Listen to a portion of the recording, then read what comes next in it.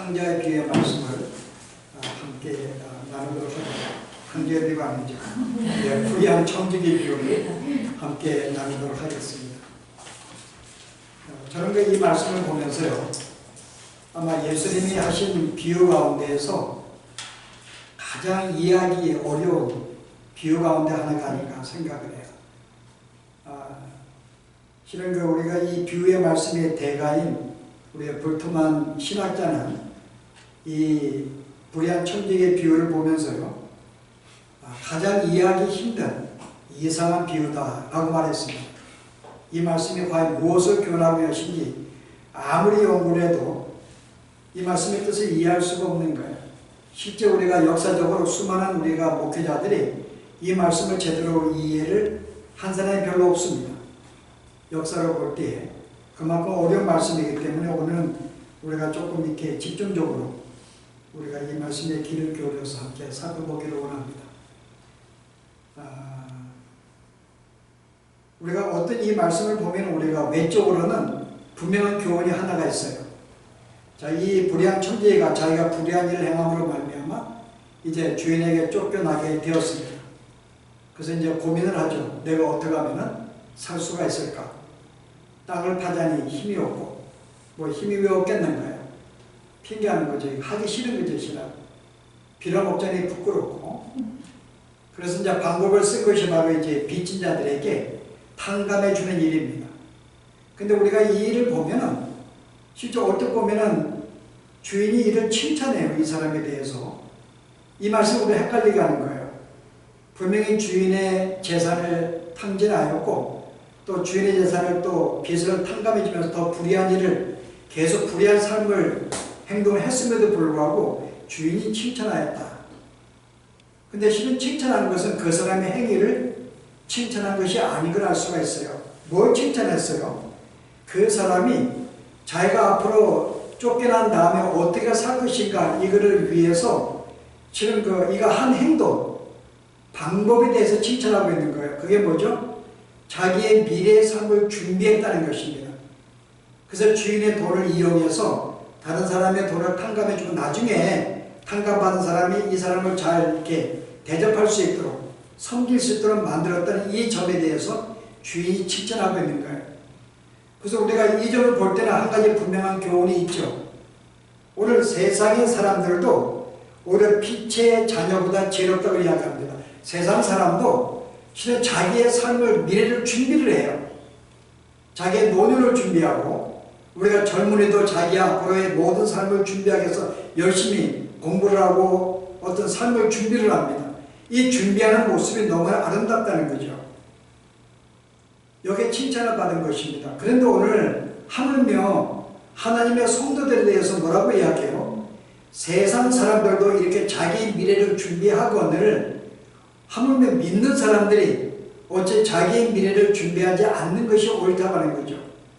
마땅히 우리가 미래를 준비해야 돼요. 이 땅의 삶이 우리의 미래가 아니죠.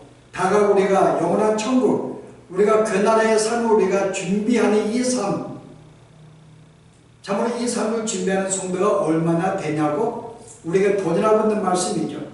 그래서 너희로 하여금 불의한 자들이 이 주인의 재물로 말미암아 자기의 미래를 준비하였던 너희들도 이 삶을 본받아서 너의 이 땅에 가진 너의 것을 가지고, 그게 재물이든 건강이든 무엇이든 간에 그것을 가지고 미래를 준비하며 사는 삶이 옳다 라고 하는 교훈으로 이 말씀 우리에게 도전하는 말씀입니다.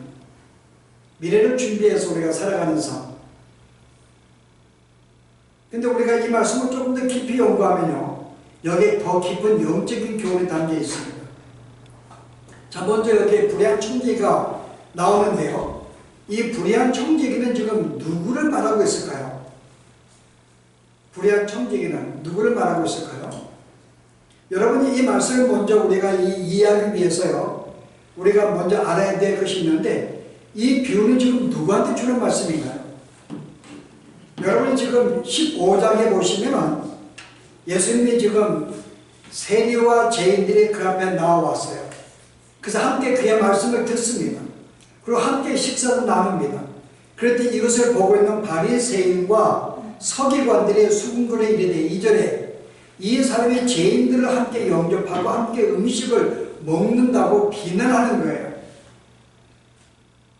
왜냐하면 이들은 죄인인데 죄인들은 몰려야 되는데 어떻게 죄인들을 가까이해서 함께 음식을 나누며 함께 교제를 할 수 있냐, 이에 대해서 바리새인이 시험을 받은 것입니다. 이런 상황을 두고 예수님이 지금 부유의 말씀을 하시는 건데 우리가 여기에 5가지의 비유를 주세요.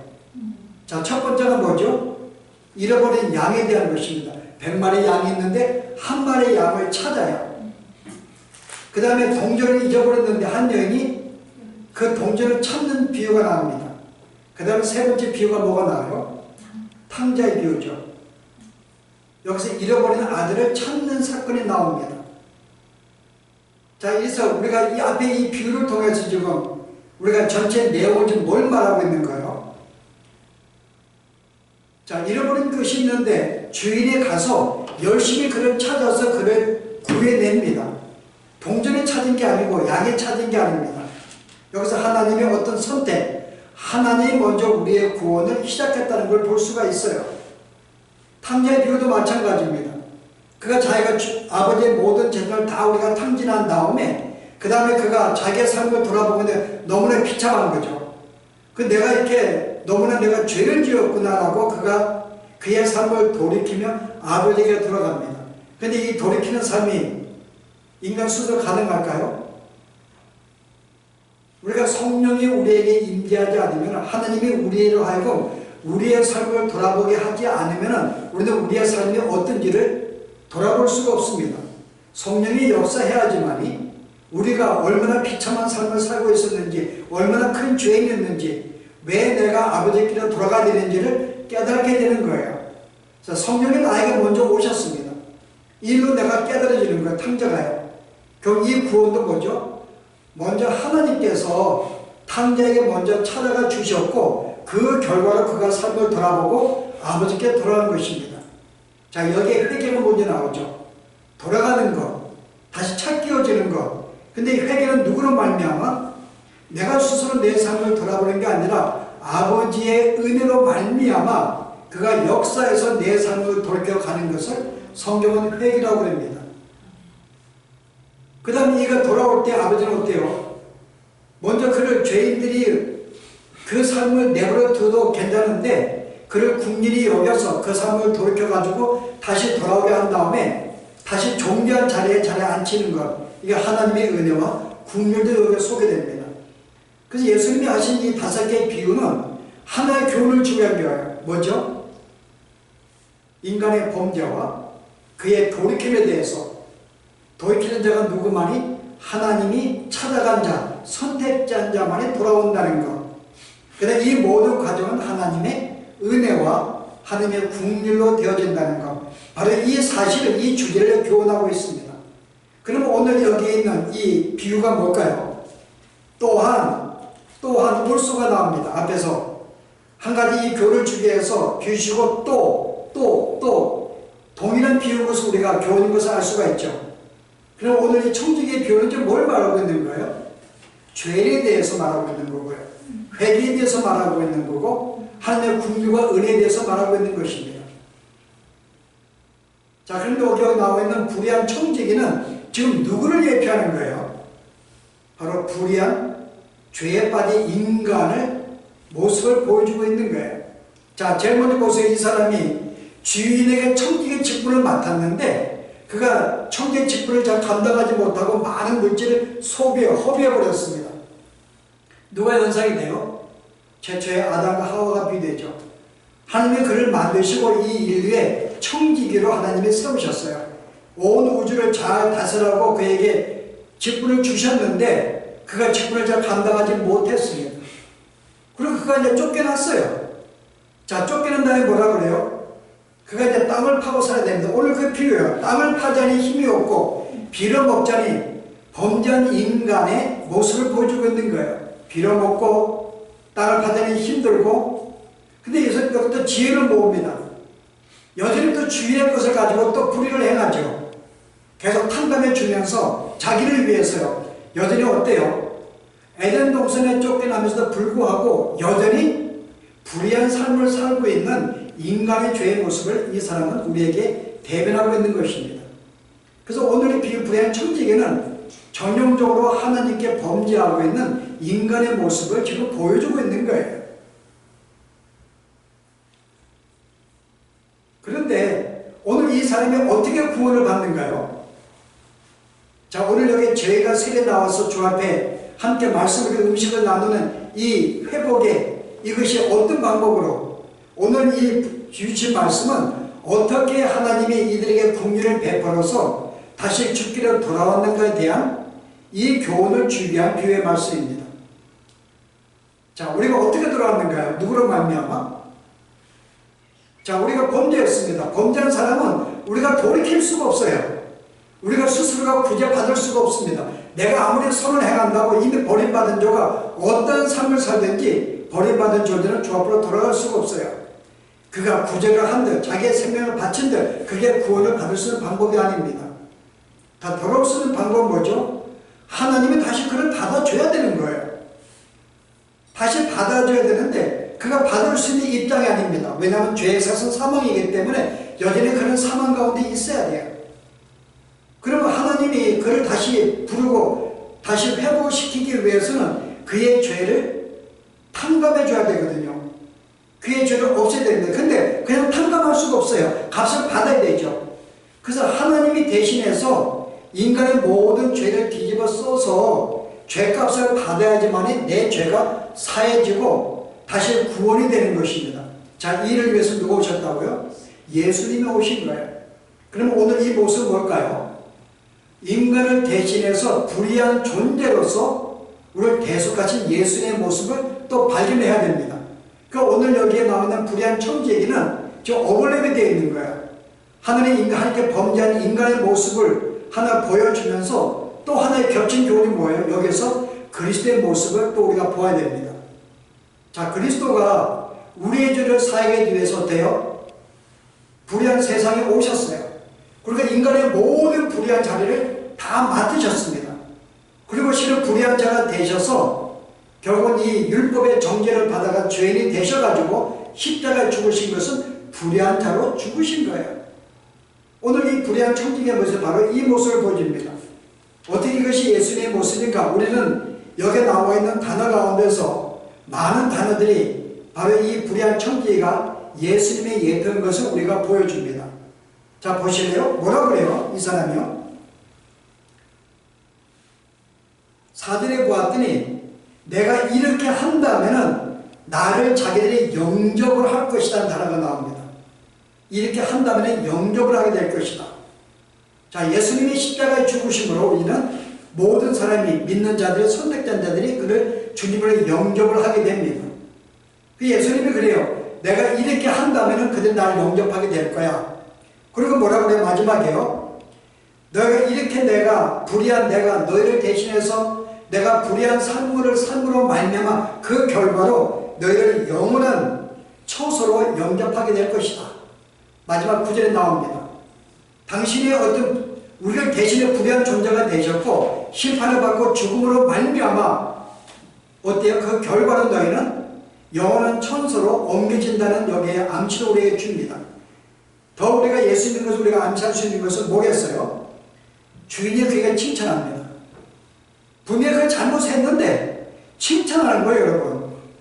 이해할 수 있는가요? 잘못을 했는데 내 주인을 지금 대신 지금 이용해가지고 탕감을 하는 것은 주인이 붙더니 불의한 거죠, 여전히. 내 재산을 좀 충나게 만드는 것입니다. 근데 주인이 오히려 그를 칭찬을 해요. 예수님이 우리를 대신해서 불의한 존재가 되어 불의한 십자가의 죽음을 당함에도 불구하고 이 하나님께서는 그의 삶을 칭찬해 주십니다. 한번 보시면요.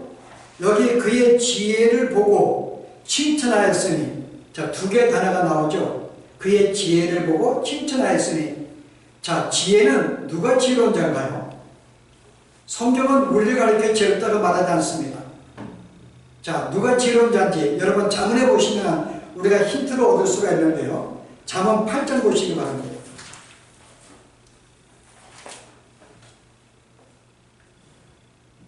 자, 여기 이제 이 지혜가 하나의 이제 주어로 나오는데요. 나 지혜는 12절입니다. 나 지혜는 명철로 주소를 삼으며 지식과 근신을 찾아 얻나니 여호와를 경외하는 것은 악을 미워하는 것이라. 나는 지혜다. 나는 교만과 거민과 악한 행실과 패역한 일을 미워하느니라. 내게는 계략과 참 지식이 있으며 나는 명철이라. 내게 능력이 있으므로. 17절 보세요. 나를 사랑하는 자들이 나의 사랑을 입으며 나를 간절히 찾는 자가 나를 만날 것이니라. 지금 지혜는 이렇게 말하는 거예요. 자, 나를 사랑하는 지혜, 나를 사랑하는 자들이 나의 사랑을 잊게 되고 나를 간절히 찾는 자가 나를 만나게 될 것이다. 나에게는 부귀와 영광이 있고 그 다음에 나는 이 교만과 악한 행실을 싫어하고 나에게 참 지식이 있고 나에게 참 능력이 있고. 자, 누구를 말하고 있어요, 여러분? 우리 이분이 예수님을 알 수가 있어요. 성경은 참 지혜는 예수님을 항상 우리가 칭하고 있습니다. 여러분 4장 보세요. 잠언 4장 앞에서도 동일한 비슷한 내용들이 나오는데요. 자, 4장에 보실 때요. 13절 보세요. 3장 13절. 지혜를 얻는 자와 명철을 얻는 자는 복이 있나니. 자, 제가 복이 있는데요. 이는 지혜를 얻는 것이 은을 얻는 것보다 낫고 그 이익이 정금보다 나음이니라. 예수님을 얻는 것이 이 땅에 어떤 재물을 얻는 것보다 낫다고 말씀하고 있죠. 지혜는 진주보다 귀하니 내가 사모하는 모든 것으로도 이에 비교할 수 없도다. 세상의 어떤 것도 이 지혜와 비교할 수 없습니다. 그게는 즐거운 길이요 그의 지름길은 다 평강이니라. 지혜는 그 얻는 자에게 뭘 준다고요? 생명나무라. 지혜를 찾는, 지혜를 얻는 자에게는 바로 지혜가 그에게 생명나무라고 이야기해요. 자, 우리가 이런 사실을 볼 때 어때요, 여러분? 이 지혜는 누구를 우리 말하는가요? 바로 예수 그리스도이십니다. 그 여기서 이 주인이 이 청지기에게 네가 참 지혜롭다고 이야기합니다. 여기서 얘가 그리스도로 우리가 예표하는 것을 우리가 암시할 수가 있죠. 자, 또 하나의 칭찬이 뭐예요? 그를 칭찬하였으니 이 칭찬하는 단어는 찬양한다, 찬미한다 그 뜻입니다. 여기는 이 번역이 그냥 칭찬인데 원래 단어는 찬양한다, 찬미한다입니다. 찬양을 받으실 대상은 오로지 한 분이죠. 자, 에베소 1장에 여러분 뭐라 그래요? 11절에 보았더니요. 이는 우리가 그리스도 안에서 전부터 바라던 그의 영광의 찬송이 되게 하려 하심이라. 우리가 주님이 우리의 찬송이 되게 하려 하심이라. 14절은요. 이는 우리의 기업이 보증이 돼서 그 얻으신 것을 속량하시고 그의 영광을 찬송하게 하려 하심이라. 자, 이 모든 말씀은 우리에게 영광의 찬송과 우리가 찬미를 받으실 분은 주님이십니다. 근데 오늘 주인이 이 불의한 청지기에게 지금 찬양을 하고 있는 거예요. 이는 참으로 지혜롭고 찬양한다고 이야기합니다. 그래서 우리가 이런 비유를 볼 때 바로 이 불의한 청지기가 하나님 우리 범죄한 인간을 우리가 보여주고 있으면서도 또 하나의 어벌랩이 되어 있는 바로 그리스도가 우리의 죄를 대신해서 불의한 존재가 되어서 그 불의한 길을 걸으시고 불의한 심판을 받는 예수님의 모습을 볼 수가 있죠. 자, 여기에서 우리가 하나 알 수 있는 것, 이에 비슷한 예화가 하나 있죠. 뭐가 있어요, 여러분? 우리가 알고 있는 창세기, 우리가 창세기 38장에 유다와 그의 며느리 다말인가요? 다말이 나옵니다. 어떤 일이 벌어져요, 여러분? 38장이요. 하나님이 유다에게 메시아가 탄생, 너의 혈족에 메시아 탄생을 하나님이 예언해 주었습니다. 약속해 주었어요. 그럼 마땅히 유다는 그 훌동 가운데서 메시아가 탄생할 것입니다. 자, 어떻게 탄생할까요? 그에게 세 아들이 있는데 이 다말이 첫째를 결혼했어요. 첫째가 장자이기 때문에 장자에게 그리스도가 나올 것입니다. 근데 이 아들이 악해서 하나님은 그를 죽여버려요. 아들을 못 낳고. 그랬더니 후손을 위해서 둘째 아들을 또 허락해 줍니다. 근데 둘째 아들도 또 그 행위가 악해서 또 죽여버려요. 또 셋째 아들이 있는데 이 아들을 주어서 자손을 낳아서 메시아를 낳게 됩니다. 근데 유다가 걱정이 생긴 거예요. 또 죽으면 어떻게 해요? 그래서 이 아들을 주지 않으려는 거예요. 그래서 핑계를 대고 이 아들이 아주 어리니 장성할 때까지 우리 집에 있지 말고 너 친지 집에 가서 기다리라 그래요. 그 친정집에 갔는데 아들이 장사하기도 허락을 안 하면 계속 안 부르는 거죠. 어떻게 했어요? 자신은 낳아야 되는데, 다말은 분명히 메시아의 후손을 낳아야 되는데 방법이 없는 거예요. 유다는 부르지 않고 아들은 막내는 주지 않고, 그래서 방법이 쓴 게 뭐죠? 그가 이제 바알의 신을 어떤 절개를 받아서 바알의 신을 섬기려고 내려왔을 때 실은 이 유다가 거기에 신전에 나왔다는 거죠. 볼 때 신앙이 없는 걸 볼 수가 있어요. 근데 그 소식을 듣고 이 다말이 그 신전을 섬기는 창녀로, 단순히 그냥 창녀가 신전을 섬기는 창녀입니다. 왜냐하면 바알 신은 바로 이 하나의 아세라 신과 함께 남자와 여자의 신이 있는데, 바로 이 밑에 인간이 남녀와 결합하여 하나의 몸을 섞는 과정을 통해서 바알 신에게 자극을 주어서 우리에게 기쁨을 주고 자녀를 생산해주고 비를 내리는 이 일을 하기 위해서 창녀들이 그 일을 하는 거야. 예배 온 사람들과 함께 몸을 섞으면서 그 행위를 하는 것입니다. 바로 이 일을 하기 위해서 다말이 창녀를 준비했어요. 그리고 그 아버지 유다와 함께 동침을 합니다. 나중에 유다가 이 사실을 알게 돼요. 그래서 그를 정죄하죠. 죽이겠다고 합니다. 이것은 여기서 유다가 하나의 이 율법을 가지고 심판하는 거죠. 너는 죄를 지었어. 근데 이때 다말이 뭐라 그래요? 이 얘기 하는 거예요. 실은 우리가 자손을 낳기 위해서 실은 당신 나에게 마땅히 줬는데 안 줬다는 거예요. 내가 이 방법을, 내가 스스로가 불의한 자에 내려가서 내가 이 탕리의 몸을 갖는다 할지라도 나의 목적은 뭐예요? 이를 통해 나는 자신을 낳겠다는 거죠. 메시아를 갖겠다는 것입니다. 여기서 다말의 위대한 점이 뭐죠? 스스로가 이 약속을 자기가 메시아를 갖기 위해서 하나의 이 어떤 뭐라 그래, 창녀의 자리로 내려간 거죠. 그가 좋아서 한 게 아니에요. 창녀의 자리로 내려갔습니다. 그리고 그 일을 통해서 결국은 사람들에게 정죄를 받고 비난을 받고 불의한 자라고 정죄를 받음에도 불구하고 그 주의 약속을, 언약을 성취하기 위해서 일을 행했다는 거죠. 그래서 이 일을 보고 유다가 뭐라고 이야기해요? 38장 보실래요? 뭐라고 이야기하는지?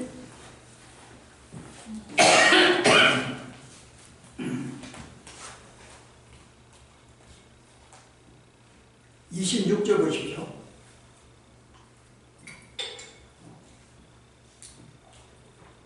유다가 그것들을 알아보고 이르되 그는 나보다 옳도다. 너가 참으로 나보다 더 의롭구나. 분명히 이 다말은 불의한 자의 불의한 모습을 보였음에도 불구하고요, 오히려 유다는 뭐라고 칭해요? 네가 참으로 의로운 네가 이걸 행하였구나. 분명히 불의한 모습인데 바로 이거 같은 것입니다. 바로 그리스도께서 우리를 대신해서 불의한 존재가 되어서, 왜냐하면 내 죄를 사하기 위해서는 그의 모든 불의를 내가 대신 가져야 되고 그는 불의한 존재로 살아야 됩니다. 그리고 율법에게 정죄를 받아 십자가에 죽어서 모든 죄를 대신 해야지만이 내 죄가 사함받으니까 스스로 어떤 이 탕자, 불의한 자의 이 모습으로 사신 것이죠. 나를 대신해서. 근데 그 일을 어떤 주인이 그를 칭찬하고 죄없다 이야기합니다. 하느님이 그를 죄롭게 의롭다고 인정해 주신 거죠. 자, 우리의 구원이 어떻게 어렵다고요? 분명히 우리는 죽을 수밖에 없는 존재예요. 우리는 구원받을 길이 없습니다만은 주님의 나를 긍휼히 여겨서 스스로 나에게 불의한 자리에 내려오셔서 나를 대신하여 불의한 심판을 받음으로 말미암아 내가 구원받는 이 일을 주님이 행하신 거죠. 이게 바로 우리의 구원이 어떻게 되었는가? 주께서 나의 모든 불의를 대신하여 사시고 죽으심으로 말미암아 이 일이 이루어졌다는 거죠. 그 결과는 나는 불의에서 벗어났고 죄가 없는 존재가 되어서 구원이 회복이 된 것입니다. 자, 그럼 우리가 여기서 하나의 질문을 가질 수가 있어요. 그러면은 아니, 인간이 범죄하면은 그냥 내버려 두시면 되지 왜 굳이 그를 구원하시려고 왜 인간의 몸으로 오시고 번거롭게 하시는가? 어차피 이거 우리가 불순종해서 우리는 지옥에 가도 할 말이 없어요. 근데 왜 우리로 하여금 나를 왜 불쌍히 여겨서 다시는 내를 대신해 죽으시고 다시 이 구원의 자리로 하나님이 하시는가? 어떤 의무가 없는데도 불구하고 왜 하셨을까요? 그냥 행할 수밖에 없어요. 그렇게. 왜냐하면 그분이 바로 이 본성 가운데, 속성 가운데 하나가 그가 의로우신 분이기 때문에, 그가 의롭기 때문에 이 일을 할 수밖에 없는 거예요. 자, 우리는 여기서 의를 우리가 정해야 됩니다. 여러분, 실제 의가 뭘까? 우리는 의롭다 그럴 때는 우리는 보통 도덕적으로 생각을 해요. 내가 착한 일하고 거짓말하지 않고 나쁜 일하지 않고 보다 바른 내가 율법을 지키며 바르게 살 때 그 사람을 의롭다고 칭합니다. 성경은 그를 의롭다고 하지 않아요. 성경은 그렇게 말하지 않습니다. 그럼 하나님은요? 하나님은 의로우신 분이세요. 그가 율법이 없기 전에 이미 그는 의로우신 분이십니다. 그가 뭐 율법을 지켜서 계명을 지켜서 착한 일 해가지고 하나님 의롭다 한 게 아니에요. 그분 자체가 의로우신 분이에요. 왜 그가 의로우신 분일까? 무엇이 그러하여 의롭다고 만들어 주었을까? 그 성경에 말하고 있는 의라는 것은 어떤 관계나 죄악의 개념에서 이해를 해야 됩니다. 나 혼자니까 어떤 관계가 있어요. 하나님이 인간을 만드셨습니다. 그 순간에 하나님과 인간이라는 관계가 형성된 거예요. 그리고 하와를 만든 말미암아 인간과 인간의 관계가 형성이 되었습니다. 자녀를 낳아요. 자녀와 관계가 형성이 됩니다. 이 관계 속에서 상대가 이 상대에게 요구하는 것이 온전히 성취가 되는 것, 이걸 의라고 합니다. 그럼 내가 부모로서 자식을 위해서 어릴 때 내가 돌봐주고 양육하는 자체를 성경은 의롭다고 하는 거죠. 마땅히 아버지가 그 자녀들에게 어떤 마땅한 일을 할 때, 그리고 하나님께서 마땅히 인간을 위해서 때요, 인간을 내가 만드셨어요. 그리고 거기서 바른 관계를 맺습니다. 하나님이 인간에 대해서 바르게 하신 모든 일들, 이거 의롭다는 거죠. 아담이 의롭다는 것은 내가 지음받은 존재로 청지로 지음받았기 때문에 이제 하나님의 관계 속에서 일을 온전히 행하는 것, 청지로 바르게 살아가는 것, 이게 바로 그로 의롭다고 이야기하는 것입니다. 조금 더 깊이 이야기하면요, 바로 계약의 개념이 드는데요, 인간을 만든 대로 하나님이 그냥 있지 않고 계약을 맺었어요. 하나님이 이스라엘과 계약을 맺었습니다. 그냥 나타나셔서 내가 너와 함께 할 것이며 내가 너를 지킬 것이며 내가 어디로 가든지 내가 너를 구할 것이다. 하나님이 아브라함에게 첫 번째 언약을 주십니다. 하나님이 그 관계에 언약을 약속, 계약을 맺었어요. 하나님 그 계약을 어때요? 계약에 따라서 그를 지키고 보호하고 인도하고 살아가는 것이 바로 그가 의로운 행위십니다. 하나님 의롭기 때문에 이걸 하셔야 되는 거예요. 설령 그가 범죄해서 범죄한 자리에 빠있다 할지라도, 그가 나로 고약해서 멀리 간다 할지라도 하나님은 나로 하여금 다시 관계를 회복을 시켜서라도 그 자리에 놓고 관계를 회복하는 것이 의로운 행위입니다. 그래서 그가 이스라엘 백성의 범죄에서 바알을 섬기고 바벨 포로로 끌려가도요, 그를 심판하면서까지, 징계하면서까지 그를 다시 돌이켜가지고 다시 다른 관계를 맺는 거예요. 이게 하나님이 의로우시기 때문에 그렇습니다. 의로우시기 때문에. 근데 하나님이 우리 인간을 만들 때 첫 번째 계약을 맺었어요. 내가 인간으로 하여금, 내가 특별히 이 사람 하나님으로서 인간을 만든 다음에 범죄한 인간 알고 있어요. 근데 그 가운데 내가 이 인간은 내가 하나님이 택해야겠다. 당시에 계약을 맺은 거죠. 이미 나와 함께 참새인의 계약을 맺었기 때문에 당신은 이 선택한 자에 대해서, 계약 맺은 자에 대해서 그를 어떻게 할 수가 없는 거예요. 나를 불려야 되는 거고 지켜야 되는 거고 보호해야 되는 거고, 내가 아무리 발버둥 치고 벗어나도 다시 나를 돌이켜서 나를 구원의 발길로 인도해서 구원을 시키는 것이 하나님의 계약이기 때문에, 그 영원한 자리로 옮겨놓는 것이 이게 하나님이 의로우시기 때문에 의로운 존재를 해야 할 일이죠. 그 일로 말미암아 내가 범죄해서 아담이 범죄하고 인간이 범죄해도 그냥 둘 수가 없는 거죠. 그가 의로우신 분이기 때문에 당신이 가진 이 모든 계약 약속을 지킬 수밖에 없고 관계를 우리가 회복할 수밖에 없기 때문에, 그래서 그가 인간으로 오셔서 나를 대신해 내 모든 죄를 대신해서 불의한 존재가 됐음에도 불구하고 그 언약을 지키기 위해서 그를 행하신 거죠. 그래서 이 일을 바로 지혜롭다 그러고 의롭다 그러고 그를 칭찬하는 것입니다. 우리는 보통 도덕적으로 잘못 살면 그가 불의하다고 하지만요, 성경이 말하는 그 불의가 아니에요. 성경은 내가 인간으로서 하나님께 지음받은 존재로 내가 그 앞에 순종하며 사는 것이 의로운 삶인데, 우리는 단순히 어떤 이 계명을 지키는 그런 존재가 아니죠.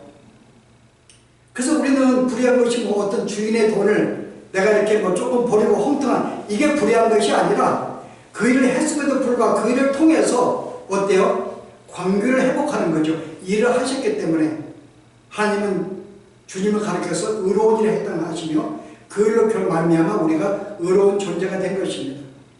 오늘 이 귀의 말씀 바로 이 말씀하고 있는 거예요.